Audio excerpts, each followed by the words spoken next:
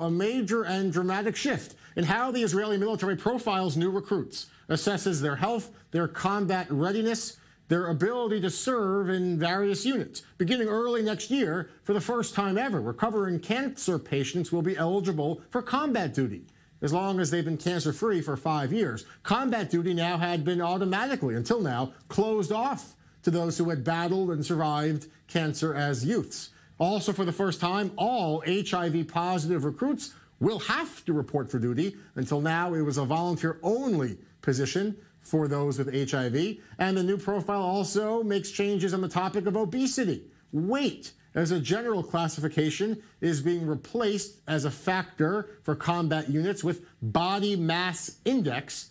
This is the first revision to the IDF profile book in 13 years. Major revisions that will take effect at the first of the year.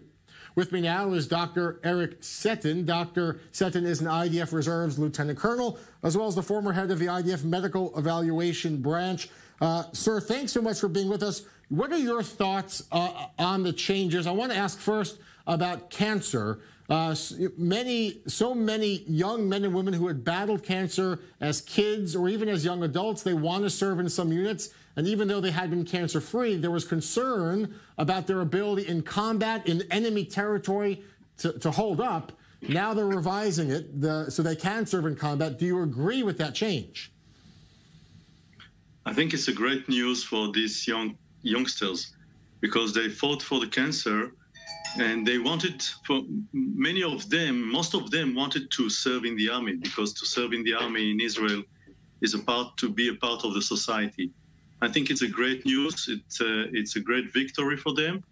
And I think that the medical branch did a very good step to help them to incorporate the army like the other young people.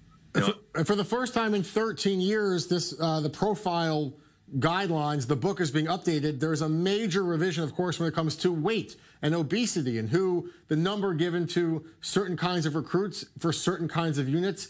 Explain in your mind the idea of replacing weight, just the number of kilograms or pounds, by the body mass index. Is that a good thing? I think yes. The body mass index is a better indicator of the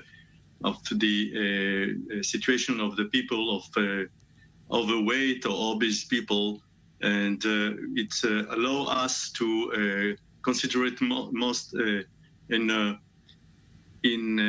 physiological way, the way that this soldier will be fit for any service, any situation. So the body mass, the BMI, is used for also for indication for surgery, bariatric surgery.